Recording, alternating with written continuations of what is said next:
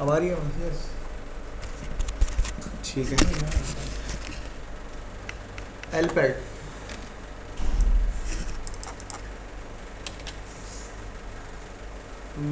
कौन है?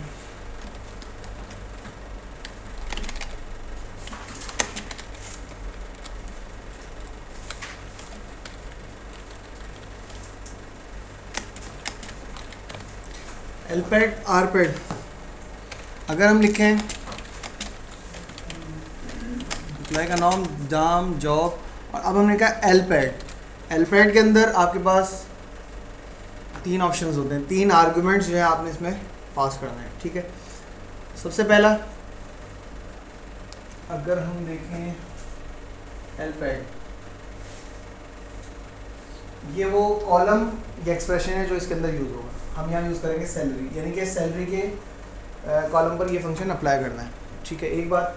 Second, width या लेंथ आप कह सकते हैं इसको, कितने नंबर ऑफ कैरेक्टर्स इस कॉलम की विड्थ, कितने नंबर ऑफ कैरेक्टर्स आप चाह रहे हैं।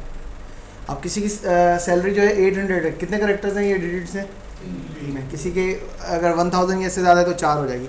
अगर हमने यहाँ लिख दिया 10, तो इसका मतलब क्या है, 10 कैरेक्टर के इक्वल जो है लेंथ कर दो, एल क्या ठीक है, 10 की इक्वल लेंथ होगी। और क्योंकि अब मैंने कहा कि 10 की इक्वल लेंथ होगी, तो ये तो 3 है, बाकी 7 जगह पे क्या कर दो, ये हम स्पेस ऑलरेडी होती है ना, स्पेस की हमें क्या जरूरत है, स्पेस तो आपको वैसे ही नज़र आ रहा होता है। बाकी जगहों पर स्टेरिक या जो भी सिंबल आप चाह रहे हैं वो पैड कर दे, उसमें पैडिंग कर दे उनकी। तो हमने यहाँ लिखा हाइट होंगे तो फिर हमें नज़र कैसे आएंगे, ठीक है। सेल 10 और सिंगल कोड में हमने बताया स्टेरिक, और इसका एलियस हमने रख दिया सैलरी फ्रॉम EMP। क्या हुआ, विड्थ देखें 1 2 3 4 5 6 7 8 9 10 सबकी सेम है, नहीं है। किसकी सेम नहीं है, कौन सा वाला है जिसकी 10 से ज़्यादा लग रही है, कम लग रही है। ओवरऑल की बात करें, ओवरऑल सबकी कितनी हो गई, 10 हो गई, ठीक है। अब क्या कर सकते हैं, अब एक बात तो ये हमने कर दी कि 10 होनी चाहिए तमाम की, तो 10 सबकी कर दी। अब सैलरी किसी की 3 डिजिट में, किसी की 4 में भी हो सकती है, किसी की 5 में भी हो सकती है, ठीक है। बाकी जो स्पेस इसको बचेगी, अब 10 तक तो कोई भी नहीं आ रहा, ठीक है, तो बाकी जो भी स्पेस बची है इस लेंथ को पूरा करने के लिए वहाँ पे क्या कर दो, स्टैरिक रिप्लेस कर दो, ठीक है। अगर आप यहाँ पर आरपैड कर दें तो यही काम ये राइट साइड पे कर देगा। एक एम्प्लॉय ऐसा नज़र आ रहा है जिसके पास कुछ भी नहीं आ रहा। ये जो है हमने एक रिकॉर्ड ऐड किया था जिसके अंदर सिर्फ हमने इसका नाम, इसकी हायर डेट और सिर्फ एम्प्लॉय नंबर बताया, बाकी चीज़ें हैं नहीं, तो वो नल है, ठीक है।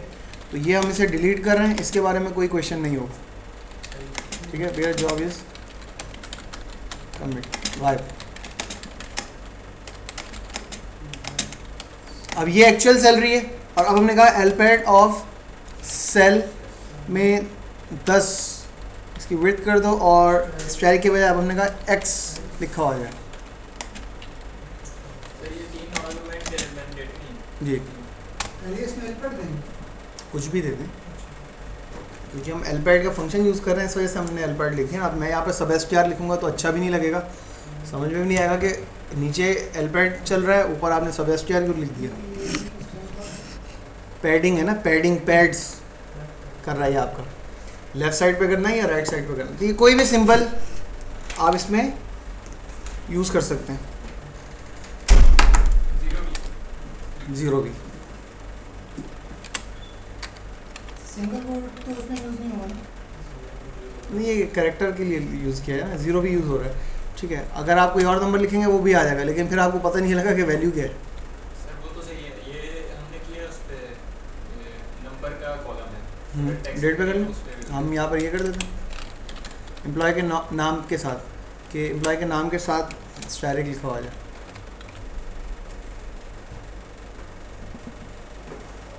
ठीक है, किसी भी डेटा टाइप पे आप यूज़ कर सकते हैं, क्योंकि ये कोई ये चीज़ नहीं देख रहा कि ये करेक्टर है, ये क्या है, ये देख रहा है कि ये कोई स्ट्रिंग है, बस इसके साथ मुझे ये प्लेस करना है इस सेटिंग के मुताबिक जो आपने सेटिंग बताई। डेटा टाइप आपकी कोई भी हो सकती है इसमें, ठीक है।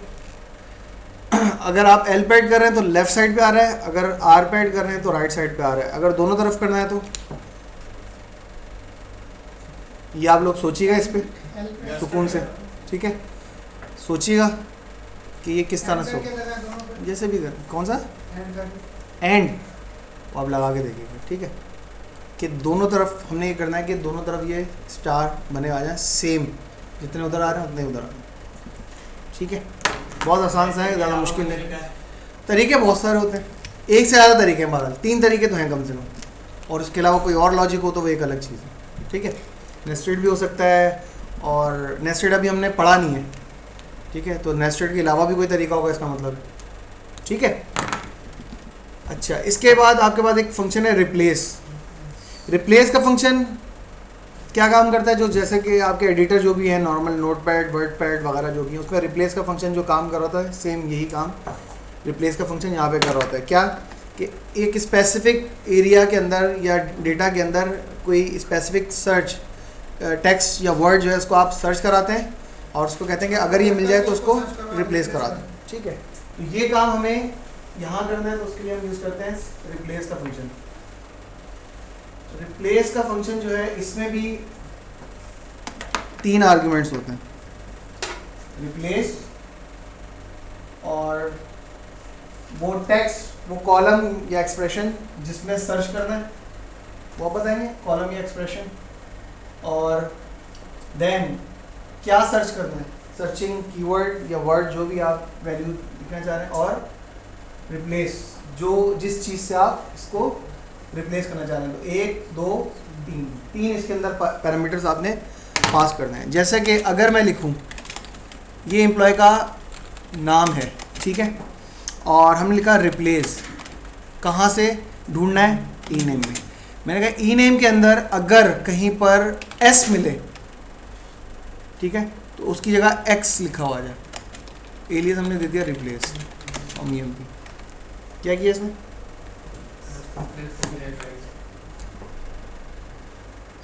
जहां पर भी इसे एस मिला वहां इसने रिप्लेस कर दिया एक्स के साथ, ठीक है, जहां पर भी है, जहां पर नहीं होगा तो वहां नहीं मिलेगा, ठीक है। ये एक कैरेक्टर के बगैर बदले आपने एक कैरेक्टर लिखा है, ये 2 कैरेक्टर लिखेंगे तो 2 भी हो जाएंगे। अगर आप यहाँ पर कर दें ABC, क्या किया इसने, एस जहाँ पे मिले वहाँ पे क्या लिखा हुआ है, मतलब जो भी स्ट्रिंग आप लिख रहे हैं वो उसकी जगह रिप्लेस हो जाएगी, ठीक है। तो ये इसके अंदर फंक्शनैलिटी है इसकी। और एक क्लास फंक्शन है यहाँ पे ट्रिम का। ट्रिम का फंक्शन हम यूज़ करते हैं, इसका सिंटैक्स कुछ इस तरह से, ट्रिम, और इसके अंदर डायरेक्ट लिख दिया सिंगल कोट के अंदर एच। इससे पहले भी एक कीवर्ड आता है जो कि यहाँ पर मेंशन नहीं किया हुआ, यहाँ के मुताबिक लिखा हुआ है एच फ्रॉम हेलो वर्ल्ड, ठीक है। यहाँ पर 3 ऑप्शंस हो सकते हैं। अगर आपने नहीं लिखा तो उसका मतलब है वो है बोथ, यानी कि आप बोथ लिखें या ना लिखें डिफॉल्ट है, एक बात। और दूसरा इसमें होता है लीडिंग, और एक होता है ट्रेलिंग। ये 3 ऑप्शन इसके अंदर ट्रेलिंग होते हैं। अगर आप मेंशन नहीं करेंगे तो क्या होगा, यहाँ पर इन्होंने डिफाइन नहीं किया तो इसका मतलब है बोथ है। इसका यूजेज क्या है, अगर हम लिखें सेलेक्ट और यही स्टेटमेंट में लिख दी trim H from hello world from dual, क्या काम किया इसने, एच को ट्रिम कर दिया, निकाल दिया, बाहर कर दिया, ठीक है। अगर एच इस साइड पर है तो क्या किया इसने, उसको भी हटा दिया। और अगर एच मिड में कहीं पर भी आ रहा है उसको नहीं हटाया। और अगर एच यूं है उसको भी हटा दिया, ठीक है। एंड पर अगर आपके एच आ रहा है तो उसको वो दोनों साइड से, दोनों एंड्स पे, तो उसको रिमूव कर रहा है। और हमने यहाँ मेंशन नहीं किया कि बोथ करना है क्या, तो वो दोनों तरफ कर रहा है। अगर मैं यहाँ लिख दूँ लीडिंग, तो इसने क्या किया, स्टार्टिंग वाला हटा दिया। और अगर हम इसको कहते हैं ट्रेलिंग, लास्ट वाले हटा देंगे। ट्रिम का फंक्शन क्या करता है, कोई स्पेसिफिक टेक्स्ट, कोई स्पेसिफिक जो है आपका क्या कहते हैं इसको, कोई भी वर्ड या कैरेक्टर आप इसको बताएंगे तो वो उसको ट्रिम कर देगा। कैसे हम यूज कर सकते हैं, कोड होते हैं हमारे पास आईडी के, प्रोडक्ट आईडी के। अब वैसे तो जो हमारी मेन जिस तरह से हम एप्लीकेशन डिज़ाइन करते हैं तो उसमें तो वो नंबर्स में होता है आमतौर पे, डिपार्टमेंट नंबर 10, 20, 30, एम्प्लॉय नंबर 7000, 1, 2, 3 इस तरह से चल रहे हैं। लेकिन हम जो है आमतौर पे इस तरह से देखते हैं ST-101,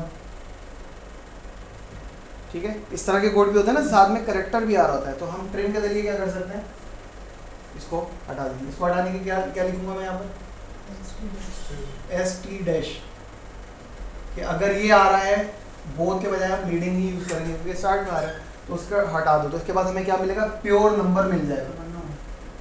इस तरह से हम काम कर सकते हैं, ठीक है। लीडिंग अगर लिखे भी नहीं तो वैसे भी ST- नहीं लिखेंगे तो वो फिर दोनों तरफ ढूंढेगा, काम तो आपका हो जाएगा। लेकिन एक चीज़ आपको पता नहीं चल रही कि वो यहाँ पर गया, पहले उसने देखा ये चीज़ क्या स्टार्ट में लिखी हुई है, लिखी हुई, हटा दिया। अब वो दूसरी साइड पर गया, यहाँ पर भी देखने गया कि यहाँ लिखी हुई है, नहीं लिखी हुई, ठीक है। अब एक रिकॉर्ड पे तो ये फ़र्क आपको नज़र नहीं आ रहा, लेकिन जब जहाँ पे डेटा बहुत ज़्यादा होगा तो वहाँ पर परफॉर्मेंस के हिसाब से हम देखें तो हम उसको एग्जैक्टली वही काम देना चाहते हैं जो हमारा रिक्वायर्ड है। हमें जब कंफर्म पता है कि इसके अंदर इस तरफ आ ही नहीं सकता, तो आप यहाँ पे लीडिंग मेंशन करेंगे कि भाई इस तरफ आओ स्टार्टिंग में और यहाँ से हटा दो, यहाँ क्योंकि हमें पता है नहीं है तो हमें यहाँ पर बोथ या ब्लैंक छोड़ने की ज़रूरत नहीं, ठीक है। कोई भी चीज़ है, स्पेस भी हो सकती है ना, फिक्स्ड होता है ना आपका कोड। जैसे इस तरह से चल रहा है ST-101, ST-1002, इस तरह से नंबरिंग चल रही है। बीच में भी आ रहा है वो भी हटाना। बीच में कैसे आएगा, बीच के अंदर ट्रिम जो है ना वो फिर वो काम नहीं करेगा। उसके लिए फिर आप रिप्लेस वाले फंक्शन यूज कर सकते हैं कि अगर उसमें स्पेस आ रही है उसको रिमूव जो है रिप्लेस कर दो फला चीज़ के साथ, फला सिंबल के साथ वगैरह वगैरह, इस तरह से काम होता है। ट्रिम का काम जो है वो सेंटर के अंदर, मिड के अंदर कहीं पे ये काम नहीं कर सकता ये। अब इन तमाम फंक्शंस के बाद हमें एक क्यूरी यहाँ नज़र आ रही है जिसके अंदर इसने क्या परफॉर्म किया ये बताएं। सबसे पहले एम्प्लॉय आईडी कॉन्केट किया, फर्स्ट नेम और लास्ट नेम। कॉन्केट करने के बाद उनका एलियास कर दिया नेम, आउटपुट में आ रहा है, ठीक है। स्पेस नहीं दी तो बीच में स्पेस नहीं आएगी, ठीक है। एक बात। सेकंड, आपको जॉब आईडी के बाद लिखा लेंथ ऑफ लास्ट नेम, ये जो भी लास्ट नेम की लेंथ है 1, 2, 3, 4 वो प्रिंट करो, टेलर प्रिंट कर रहा है, ठीक है। इसके बाद थर्ड क्या कर रही है, थर्ड जो लिखा हुआ है इसका क्या मतलब है, पोजीशन बताना। सर ये कितनी बार आ रहा है, एक कितनी बार आ रहा है, ए कितनी बार आ रहा है, ए अगर मौजूद है तो उसकी क्या पोजीशन है, ठीक है। यहाँ पर 0 क्यों आया है, सर ये लास्ट नेम में ए नहीं है, कैपिटल है सर। क्या इस एम्प्लॉय के लास्ट नेम में ए मौजूद है या नहीं है?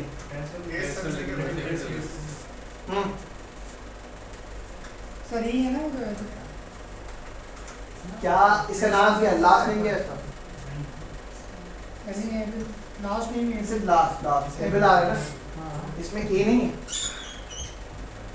इसमें ए है ही नहीं, ये सर है कैपिटल है ना। मैं तो यहाँ से नजर नहीं आ रहा है, ए है लेकिन कैपिटल में, और हम कौन सा सर्च करवा रहे हैं, स्मॉल में करा रहे हैं, ठीक है। इस वजह से यहाँ 0 आ गया। यहाँ पर 2 क्यों आया, 2 पर तो ओ लिखा हुआ है, सर टेलर में लास्ट नेम के अंदर हम सर्चिंग कर रहे हैं, ठीक है ना। इस तरह से ये तमाम की पोजीशंस बता रहे हैं कि अगर उसमें ओ मौजूद है तो वो कौन सी लोकेशन पर है। अब आपके पास है नंबर फंक्शंस। नंबर ये जो हमने अभी पढ़े थे ये कौन से कैरेक्टर पे बेस कर रहे थे, अपर लोअर इनिट कैप जो केस के लिए थे, और ये जो सब str इन str वगैरह ये करेक्टर पे थे, यूज़ करते हैं।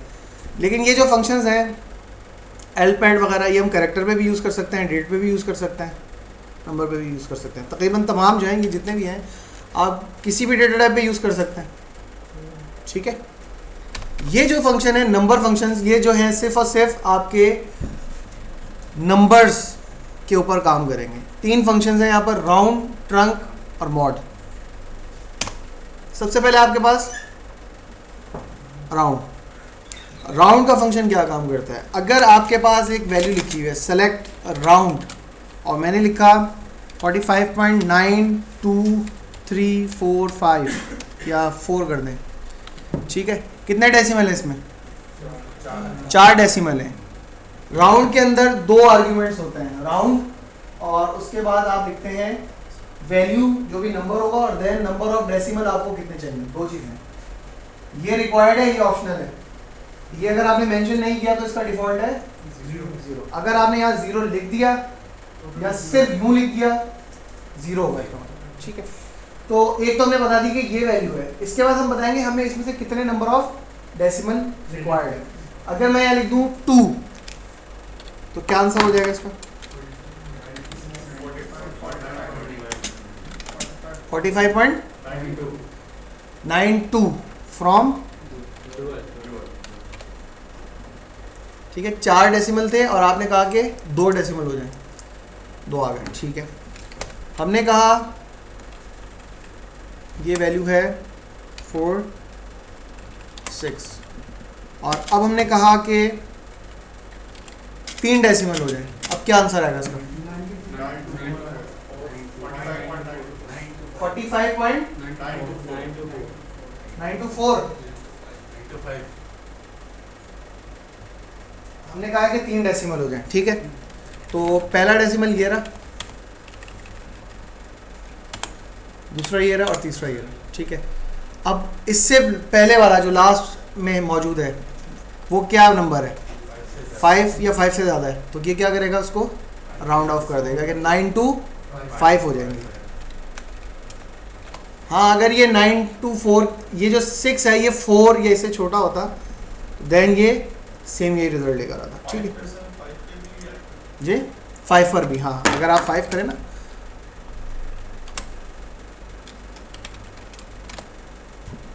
फाइव या 5 से बड़ा होगा देन जो है वो नेक्स्ट वैल्यू पर चला जाएगा। अच्छा, ये भी हो गया। और अगर हम लिखें 1, 45.9 हो जाएगा, ठीक है। और अगर हमने लिख दिया 0, 46 हो जाएगा। और अगर हमने लिख दिया ये तब भी 46 हो गया। यानी कि अगर आपने 0 लिखा है या कुछ भी नहीं लिखा तो उसका मतलब 0 ही होता है। चेक करें इसे, 46 हो गया। ये तो आसान है, इसमें कोई क्वेश्चन नहीं। कौन सा? 5 है सर, 5 के बाद नेक्स्ट नंबर को वो कर रहे हैं। कहाँ पर, कौन सी एग्जाम्पल? इसमें जी जी सर, देखें ये एक वैल्यू लिखी हुई है, जी आपने कहा है कि मुझे इसमें से 0 डेसिमल चाहिए, यानी कि डेसिमल नहीं चाहिए, तो ये तमाम डेसिमल हटा रहा है। लेकिन जो लास्ट है, हाँ, वो क्या है, 5 या 5 से बड़ा है, तो उसने उसको नेक्स्ट वैल्यू पर राउंड कर दिया, ठीक है। अब अगर मैं इसको कर दूं -1, अब क्या हो जाएगा? मैं कह रहा हूं मुझे -1 डेसिमल चाहिए, इसका क्या मतलब होगा? -1, अगर मैंने 1 लिखा होता तो 1 डेसिमल, 0 लिखा तो 2 डेसिमल। माइनस का मतलब ये है कि सबसे पहली बात, अगर वैल्यू माइनस में है तो सबसे पहली बात ये कि आप ये जो है, ये जो सिलेक्टेड एरिया है, जो डेसिमल है, ये तो ख़त्म। अब आप समझ लें यहाँ क्या लिखा हुआ है, 45 लिखा हुआ है अब यहाँ पर, ठीक है।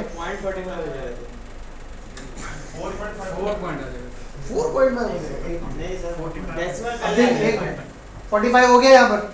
-1 का मतलब है कि यहाँ पे डेसिमल अगर है भी तो खत्म हो चुके हैं। अब यहाँ पे बचा हुआ क्या, 45। अब इसको 10th के हिसाब से जो है ये राउंड करेगा। 10th का मतलब लोअर वैल्यू 40, अपर वैल्यू 50।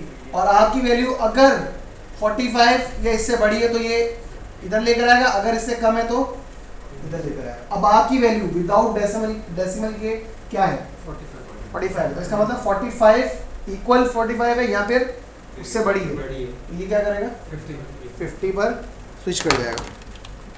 चेक किया हमने कि सही हुआ। ये इसका क्वेश्चन आता है स्केल के अंदर, इसलिए इसको गौर से देख लें। 2 सवाल एक ही क्वेरी के अंदर 2 चीज़ें होंगी, आपको दोनों सॉल्व करना है उसमें। अगर ये वैल्यू होती 43 पॉइंट या 44 पॉइंट, अब क्या आंसर आएगा? क्योंकि ये वैल्यू 45 से कम है तो ये लोअर वैल्यू जो है आपकी 40 पर चला जाएगा। चेक किया ऐसे।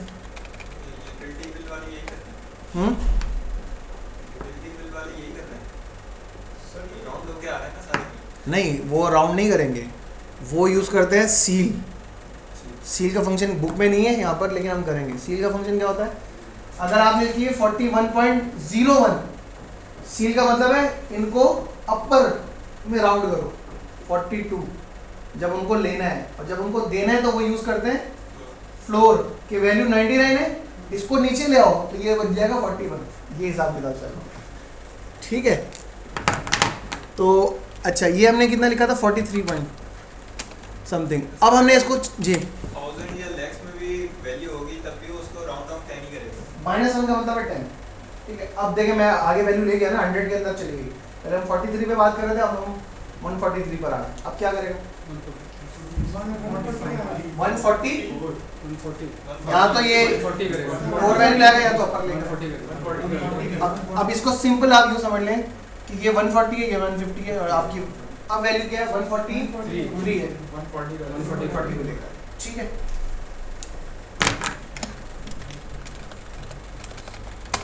अगर ये वैल्यू 1143 है, अब क्या होगा 1140 हो जाएगा, ठीक है, कोई मसला नहीं। अब हमने कहा -2, अब -1 का मतलब 10th के हिसाब करो, -2 का मतलब 100 के हिसाब से करो, -3 का मतलब 1000 के हिसाब से करो, ठीक है। अब क्या होगा? अब क्या है?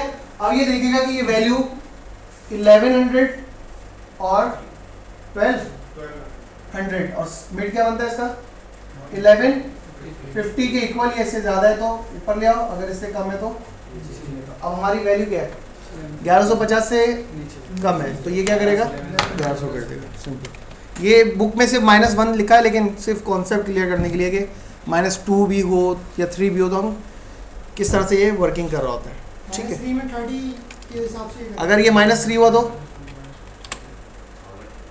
1000 पे आएगा, 1500 से कम वैल्यू है।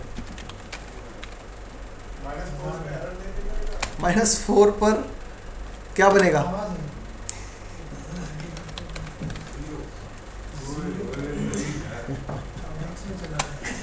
ठीक है, बस बहुत ज़्यादा है। मैं कह रहा हूँ बुक में -1 से आगे नहीं गया, आप -4 तक लेकर चलेगा, ठीक है। अब दूसरी चीज़ इस पे हमारे पास है, वो है ट्रंक, ठीक है। हाँ हाँ, जाहिर है ये फ्लोर और सील जो है ये नहीं आएगा पेपर में, इसका जिक्र ही नहीं है बुक में। -1 लिखा फंक्शंस तो बहुत ज़्यादा है। आप अगर आप फंक्शन पढ़ेंगे पूरे साल में, आपके एक फंक्शन कंप्लीट नहीं हो गया अगर आप एक हफ्ता देंगे एक फंक्शन। हाँ, पेपर का यहाँ पे कोई टेंशन नहीं है, ठीक है। आपकी तैयारी होनी चाहिए, ठीक है। पेपर आपका टोटल बुक के अंदर से ही आएगा। ये एक ही बात है, ये भी इसी से बना है, अलग से थोड़ी बनाया आपने, ठीक है। अच्छा, ये है असल में, हमें तो ये भी ब्लैक एंड वाइट लग रहा है, चश्मे में शायद नज़र आ रहा हो कलर्ड है। अच्छा, ये देखें ट्रंक में अगर हम लिखें 45.99 और हमने इसे कहा कि 2 डेसिमल चाहिए। ट्रंक किसी किस्म की भी चेंजेस नहीं करता है, स्टैटिक होता है सेम। 45.2 45 जो भी लिखा है आपने 2 डेसिमल चाहिए, तो ये बाकी तमाम को हटा के जो पहले के 2 डेसिमल के हैं 99 45.99 आ जाएगी। किसी किस्म की भी चेंजेस नहीं होती, ये कुछ भी नहीं, वो अलग चीज़ है। ये ट्रंक नंबर का फंक्शन है आपका, ठीक है। तो ये किसी किस्म की चेंजेस नहीं करेगा। और दूसरी बात ये कि अगर आप इसको माइनस में यूज़ करते हैं अगर, तो ये हमेशा लोअर वैल्यू पे ही जाएगा। ठीक है, जैसे ये इसमें ऊपर नीचे का हिसाब था, इसमें नहीं है। इसमें क्या करेगा, -1 40 पे चलेगा। ठीक है, -2 होगा 0 पे जाएगा। अभी अगर 145 होगा तो 100 पे, यानी कि इसमें जो है ये वैल्यूज़ को चेक नहीं करेगा, हमेशा अगर माइनस में वैल्यू हो तो लोअर वैल्यू पे जाएगा। ठीक है, और जितने भी डेसिमल है आपने जितने भी बता दिए यहाँ पर, तो उसके हिसाब से ये उतने डेसिमल सिंपल प्लेस कर देगा। इसका क्या मतलब है, 40 क्या हो जाएगा, 45 ये 45 रहेगा। हालांकि ये 45.999 था, लेकिन उसने किसी किस्म की भी इसमें चेंजेस नहीं की।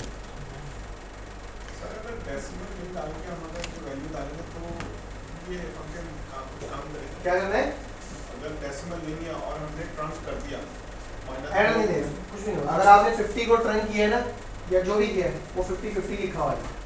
जिस समय अपने अपर का फंक्शन लगा दिया था, क्या फर्क पड़ा, इग्नोर कर देता है वो, आपका वो चल जाता है। सर अगर हमने लास्ट से कुछ कैरेक्टर हटाने, जैसे 99 सिर्फ हम कह रहे हैं कि 199 हटा दो या 299 हटा दो, क्योंकि आप यही तो बता रहे हैं कि कितने डेसिमल चाहिए।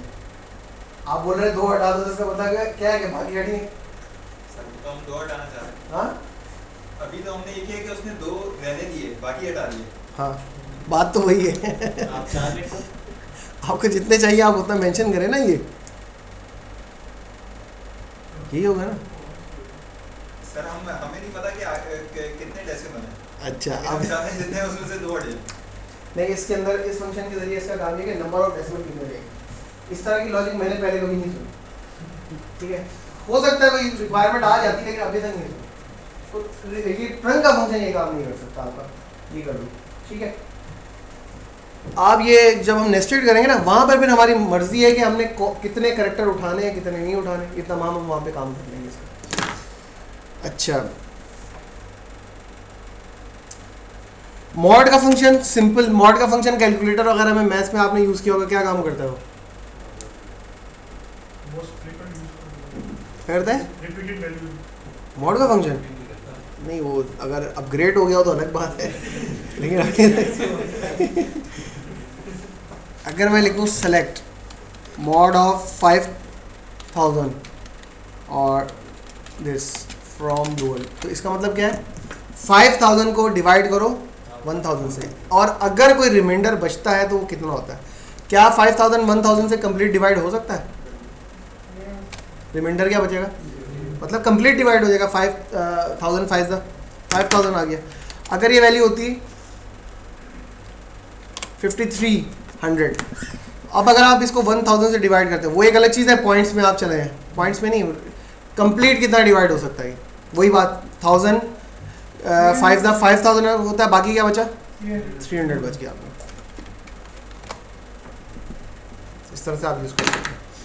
अगर हम इसे अपने टेबल पे यूज़ करें, तो मैंने लिखा सिलेक्ट एम्प्लॉय का नाम, उसकी सैलरी। अब मैं लिखा mod of sal divide by 1000, कि एम्प्लॉयज़ की सैलरी को 1000 से डिवाइड करो और उसके बाद क्या रिमाइंडर बचता है ये मुझे बताओ। 800 एम्प्लॉय की सैलरी है, वो 1000 से डिवाइड ही नहीं हो सकती। ठीक है, तो उसने डायरेक्ट रिमाइंडर में 800 कर दी। 1600 में 1000 कंप्लीट डिवाइड हो रहा है, बाकी ये बच गया। वो एम्प्लॉयज़ इनकी सैलरीज फुल 1000 के अंदर है, 3000 5000 वगैरह वो कंप्लीट डिवाइड हो रहे हैं, तो वहाँ पर 00 इसमें प्लेस कर दें। जी, ये बहुत काम की चीज़ है, हमें कुछ कॉम्प्लिकेटेड कैलकुलेशन करनी होती है तो हम वहाँ यूज़ करते हैं। अब मैं, क्योंकि आपका वो लेवल नहीं है, अगर मैं वो असाइनमेंट आप लोगों को दूँ आपसे, शायद क्या या 90% नहीं होगा।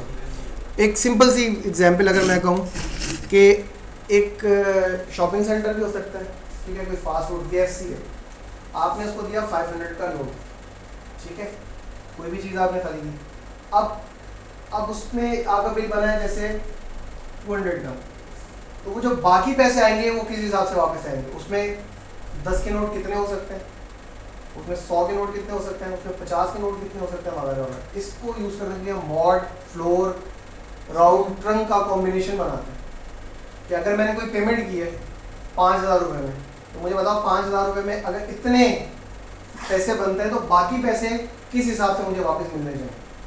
ठीक है, अब वो ज़रूरी नहीं कि उसी हिसाब से मिले, अब ज़ाहिर है अगर आपके पास सिर्फ 100 के नोट है तो आप 100 के देंगे, लेकिन कॉम्बिनेशन आपको नज़र आ जाएगा कि इसमें 1000 के इतने नोट आ सकते हैं। अगर 5000 है तो 1000 के 5000, जैसे मैं कह रहा हूँ 5560, तो 1000 के 5 नोट आ गए इसमें, 5000 खत्म, 560, 100 के 5 नोट आ गए, 10 के 6 आ गए। अगर 65 है तो एक 5 का नोट आ गया। अगर मजीद चाहे तो जितना भी बार आप करना चाहें तो उसके अंदर ये इंक्लूड फंक्शन होगा, उसके जरिए हम ये कर सकते हैं। ठीक है, ये असाइनमेंट में चैप्टर कंप्लीट हो जाए ज़रा, उसके बाद फिर मैं आप लोगों को दोबारा से बताऊँगा ये कैसे करना है आपको। ये कैशियर वगैरह यूज़ करते हैं जो पे ऑर्डर लेते हैं, कैशियर को तो पता ही नहीं ना, उसके लिए हम बनाते हैं। उनके पास ये difficulty उन होती है, उनके पास कैशियर जो वाला- आमतौर पे सिंपल होता है वो तो ये होता है ना कि आपको जितने का नोट मिला है उसमें से वापस कितने देना है ये ज़रूर लिखा हुआ आता है ताकि चेक हो जाए।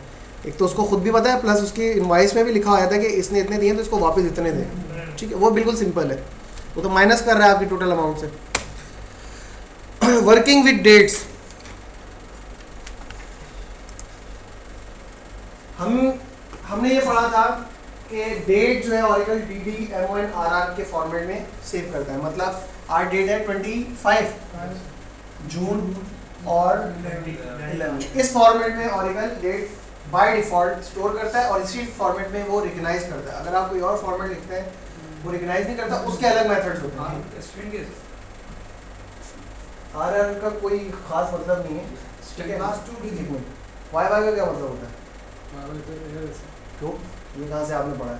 वाई वाई वाई वाई अगर लिखा होता तो मैं भी मान लेता कि एयर होता है। दो वाई वाई का क्या मतलब होता है? असल में वाई वाई तो एक डिफॉल्ट है, हम शुरू से देख रहे हैं उसकी, लेकिन कुछ रिस्ट्रिक्शन है जिसकी वजह से एक नई चीज़ RR ले, कोई भी सिंबल चाहिए था, कोई भी सिंबल हो सकता था, जरूरी नहीं कि वो RR हो। तो वो नई फंक्शनैलिटी ऐड करने के लिए उन्हें कोई ना कोई तो सिंबल चाहिए था ना, तो उन्होंने RR लिख दी। तो इसमें कोई वो नहीं है कि तो कोई खास वर्ड नहीं बनता। ठीक है, नहीं इसके पीछे थ्योरी है, हम आगे कुछ और फंक्शन भी पढ़ेंगे। नल का NVL, अब आप मुझसे पूछेंगे NVL का क्या मतलब है? NVL का मतलब ऑरिकल भी नहीं बताता, वो सिर्फ कह देता है NVL use for null values, तो वो स्टैंड फॉर हम यूज कर लेते हैं NVL use stand for null values. Exactly उसका कोई मतलब वो उसने खुद भी मेंशन नहीं किया। ऑरिकल की उसमें RR, एयर का मतलब RR। नहीं, अगर आप यहाँ पर वाई वाई भी होगा तो तब भी उसका मतलब आ रहा है, तो वाई वाई का मतलब ही एयर है। लेकिन इनके पीछे थोड़ी सी कहानी है जो हमें नेक्स्ट क्लास में सुननी है। ठीक है, बहरहाल इसमें एक दो लाइन में ये बताया कि RR का फॉर्मेट का फायदा ये है कि enables you to store 21st century dates in the 20th century by specifying only the लास्ट 2 digits ऑफ द ईयर। अगर आप देखें, हम ये करंट सेंचुरी कौन सी चल रही है? 2011, इसमें लिखा है where hire date less than 1st Feb 88। इसको ख्वाब में आ रहा है कि 88 क्या है, 1988 है या 2088 है। तो इस फॉर्मेट को समझाने के लिए ये RR है। अगर ये वाई वाई होता तो वाई वाई सिंपल है, उसकी सिर्फ इतनी सी कहानी है, वो ये कहते हैं कि अगर वाई वाई अगर आप यूज कर रहे होते 88 का मतलब होता करंट सेंचुरी जो भी आपकी चल रही है उसकी सेंचुरी 2088। वाई वाई में ये प्रॉब्लम थी, तो ये हमें प्रॉब्लम दे देता। हमने तो 1988 से पहले वाले एम्प्लॉयज देख लेते, तो ये क्वालिटी RR फॉर्मेट है, इसी वजह से इसको डिफॉल्ट किया हुआ है। अगर आपने कोई भी लिखा, अगर आप वाई वाई फॉर्मेट यूज कर रहे हैं फॉर एग्जाम्पल, और आपने लिख दिया 50, वो बोलेगा 2050, अगर 60 2060, 10 2010। ठीक है, लेकिन RR के अंदर ऐसा नहीं होता। सर कैसे वर्क करता है? थोड़ा सा वेट करना पड़ेगा। Y2K की बात किया है 2000 में। नहीं, ये जो है असल में ये प्रॉब्लम कहाँ आ रही है आपको? सिर्फ जब आप 2 डिजिट बता रहे हैं तब हमें कंफ्यूजन है। आपकी जो भी एप्लीकेशन बनी थी कहीं पे भी आपको 2 डिजिट नजर नहीं आती, वहाँ पे हमेशा क्लियरली आप पूरा ईयर लिखते हैं। ठीक है, वो कंफ्यूजन वहाँ पर होगी। कंफ्यूजन सिर्फ यहाँ पे 2 डिजिट के अंदर होगी, जो हम एप्लीकेशन में इसी वजह से रखते ही नहीं कि भाई वो 88 लिखा है तो उसने क्या लिखा है, 88 कौन सा 88 है? एक्सेल में तो सर कस्टमाइज करना पड़ता है। अगर आप जनरल करेंगे तो वहाँ से वाई वाई नहीं देते, वहाँ वाई वाई 4 टाइम देते हैं। मतलब उसी तरह से आपको यहाँ पर भी हम सेटिंग कर सकते हैं, लेकिन थोड़ा सा वेट करना पड़ेगा। एक साथ हम सारी चीज़ें नहीं कर सकते, सब कुछ कर सकते हैं हम। ऑरिकल जो है डेट के अंदर बहुत ज़्यादा फंक्शंस देता है, बहुत ज़्यादा कंट्रोलिंग आपके पास। जो पहली लाइन इसमें लिखी हुई है कि ऑरिकल में हम डेट तो ये स्टोर कर रहे थे, गायब हो गई, कहाँ गई ये, लेकिन साथ में क्या लिखा है कि ऑरिकल स्टोर किस तरह से करता है? Century, year, month, day, hour, minutes and seconds तक को स्टोर करता है। अगर आपने सिर्फ ये लिखा है ना तो बैक में टाइम भी स्टोर हुआ है, किस टाइम पे एंट्री हुई थी, 11:50 और 30 सेकंड। वो इंटरनली खुद ब खुद इसको सेव कर रहा होता है। ठीक है, तो यानी कि हमारी सेकंड्स तक तो बाय डिफॉल्ट ही पहुंच है, लेकिन अगर हम जब आगे बढ़ेंगे तो हमें पता चलेगा हम फ्रैक्शंस पे भी जाके कंट्रोल कर सकते हैं। ठीक है, अब हमारे पास एक फंक्शन है sysdate का, जैसे हमने लिखा था select user from dual, तो क्या हुआ था, जो भी यूजर था वो रिटर्न हो गया। sysdate भी आपके पास एक फंक्शन है जो आपको क्या रिटर्न करता है, डेट एंड टाइम। ठीक है, चेक करते हैं। हमने जब टाइप किया select sysdate from dual, कह रहा है डेट और टाइम प्रिंट हो गया, टाइम नहीं आ रहा। क्यों नहीं आ रहा, क्योंकि डिफॉल्ट फॉर्मेट आपका ही है। अब आपको इस फॉर्मेट को चेंज करना है, तो अब हम यहाँ देख रहे हैं फॉर्मेट चेंज कैसे होता है, सेशन लेवल पर। जब तक मैं कनेक्टेड हूँ वो फॉर्मेट रहेगा, जैसे ही मैंने डिस्कनेक्ट कर दिया या मैं किसी और यूज़र से कनेक्ट होऊंगा वो अपने डिफ़ॉल्ट फॉर्मेट में वापस चलेगा। हमने लिखा alter session set NLS underscore date underscore format equal to DD for date 25। अब मैंने कहा डैश के बजाय डॉट आ जाए, या अगर आप फॉरवर्ड स्लैश यूज़ करना चाहें ये भी यूज़ कर सकते हैं। हमने कहा डॉट MM डिजिट के अंदर अब आएगा 0 1 0 2। अगर आपको MON यूज़ करना है तो आप यूँ लिख दें, अगर आपको मंथ यूज़ करना है आप पूरा लिख दें। मैंने कहा कि मुझे जो है MM यूज़ करना है, 06 07 इस फॉर्मेट में एंट्री करवाना चाह रहा हूँ, डॉट RRR। ठीक है, वाई भी कर सकता था, अभी कोई डिफरेंस नहीं है। अच्छा, एक बात, सिर्फ मैंने इतना सा लिखा और एंटर कर दिया। अब जब ये ऊपर क्यूरी चलेगी, अब जितने भी वो कॉलम जो कि डेट जिनकी डेटा टाइप डेट थी वो इस फॉर्मेट में आपको नजर आएंगे। एक चेंज तो ये हो गया। अगर हम देखें सेलेक्ट स्टैटिक फ्रॉम EMP, ये रिकॉर्ड भी इस फॉर्मेट में आ गया। ठीक है, अच्छा, अब हमें टाइम तो नज़र नहीं आ रहा। अगर हम देखें सेलेक्ट sysdate फ्रॉम डुअल, तो हमें इस फॉर्मेट में नज़र आ रहा है। अब हमें यहाँ पर टाइम भी चाहिए, तो हमने ऐड किया alter session set NLS date format equal to, एक तो यही चीज़ बता दी कि भाई ये तो प्रिंट करना ही करना है, साथ में HH 24 आवर्स में दिखाओ। अगर 12 में करना है तो आप 12 लिख दें, और MI minutes, SS seconds. Alter अच्छा असल में वो आदत हो गई ना, फॉर्मेट के बाद A लिखना है तो वो खुद ही की प्रेस हो जाती है। ठीक है, अब हमने जब देखा सेलेक्ट sysdate फ्रॉम डुअल, तो अब आपको क्या रहा है 25/6/2011 19:25 और 17 सेकंड। ये कहाँ का टाइम आ रहा है, सिस्टम का टाइम नहीं होगा। वैसे तो सिस्टम का टाइम है, लेकिन ये कौन सा सिस्टम का टाइम होगा, जिससे आप करंटली कनेक्टेड हैं। अगर आप नेटवर्क एनवायरनमेंट में बैठे हैं और आपने किसी और सिस्टम से किसी और डेटाबेस को एक्सेस किया, वहाँ पर आपने sysdate की कमांड चलाई, तो वो वहाँ के सिस्टम की डेट बताएगा। अगर वहाँ का टाइम जोन चेंज हुआ फिर तो ज़ाहिर वैसे ही अलग आ जाएगी डेट। ये आपके अपने सिस्टम की डेट अभी फिलहाल इसलिए क्योंकि मैं यहीं में कनेक्टेड हूँ। अगर मैं किसी और सिस्टम में कनेक्टेड होता ये मुझे वहाँ की डेट रिटर्न करता। तो यूजर जितनी एंट्री कर रहे होता है वो जितना भी सेव होता है वो सब सर्वर का टाइम सेव होता है, सर्वर का टाइम सेव। उसमें हमारे पास मर्जी है कि अगर टाइम जोन चेंज है, वैसे तो पाकिस्तान में काम करेंगे तो एक ही टाइम है। अगर आप टाइम जोन चेंज है तो उसकी हमारे पास सेटिंग है। जैसे आपने हॉटमेल का मुझे कंफर्म नहीं, हॉटमेल में मेल आती है तो टाइम क्या आ रहा था, सही आ रहा था, नहीं हमें तो पाकिस्तान का अब आ रहा है। वैसे डिपेंड करता है आपने किस उससे बनाया था। अगर आपने US वालों से बनाया, UK के एड्रेस से बनाया तो उनके टाइम जोन से आएगा। अगर इंडियन हॉटमेल से बनाया तो इंडियन से आएगा। देते हैं ना कि कौन से रीजन चेंज कर दो तो नहीं, जहाँ तक मुझे याद है मैंने बहुत पहले हॉटमेल यूज़ किया था, वहाँ पर टाइम जो है आपका नहीं आ रहा था, सर्वर का टाइम आ रहा था। वो आप एडजस्ट कर सकते हैं। अब शायद देख लो जीमेल के अंदर तो बाकायदा टाइम आ रहा था, आपके टाइम के मुताबिक ये आपको मेल कब मिलेगी। ये टाइम की सेटिंग है वापस कंट्रोल के अंदर हमारे मौजूद है। तो sysdate जो है हमारे पास एक फंक्शन है जो कि डेट एंड टाइम रिटर्न करता है। अगर मैं लिखूं select sysdate from EMP, क्या होगा, क्या होगा, क्यूरी चल जाएगी, रो के अगेंस्ट ये हमें दिखा देगा क्योंकि ये फंक्शन है, इसका काम एग्जीक्यूट होना है। अब जो है हम डेट के साथ भी अर्थमेटिक ऑपरेटर या एक्सप्रेशंस यूज कर सकते हैं। सर आवर्स हमने लिखे थे अगर हम नहीं देते नहीं देते तो नहीं आते। HH MI तो फिर किस फॉर्मेट में? फिर कौन से फॉर्मेट में आना चाहिए? Alter session set NLS date format equal to DDMM RRR और HH MI SS select sys date from dual। ये NLS डेट फॉर्मेट है क्या? ये एक डेटाबेस का पैरामीटर है, ठीक है, जो कि आपकी डेट का फॉर्मेट एडजस्ट करने के लिए होता है। NLS का क्या मतलब है? NLS का क्या मतलब है? NLS का मतलब है नेशनल लैंग्वेज सपोर्ट, NLS, ठीक है। इस पैरामीटर का बहुत सारे पैरामीटर्स हैं, ठीक है, लेकिन इस पैरामीटर का काम क्या है कि हम डेट किस फॉर्मेट में देखना चाह रहे हैं। अब हमने जो फॉर्मेट सेट कर दिया, तो जब हम क्यूरी करेंगे तो हम फॉर्मेट फिर यही वाला बताना पड़ेगा। अब आपका ये डिफ़ॉल्ट हो गया, जब कीवर्ड्स हो गए। ये पैरामीटर है, डेटाबेस पैरामीटर है, प्लस हम थोड़ा सा आगे बढ़ेंगे तो हम इसको सिस्टम इन्वायरमेंटल में भी सेव कर सकते हैं, रजिस्ट्री के अंदर। रजिस्ट्री के अंदर जाके मैंने अगर ये पैरामीटर एक स्पेसिफिक लोकेशन पे ये पैरामीटर होगा, ये इसकी वैल्यू होगी, तो अब जब भी डेटाबेस ऑन होगा वो इस पैरामीटर के मुताबिक आपको टाइम दिखाएगा और डेट दिखाएगा। लेंथ कितनी है सर ये डेट और टाइम में अंदर?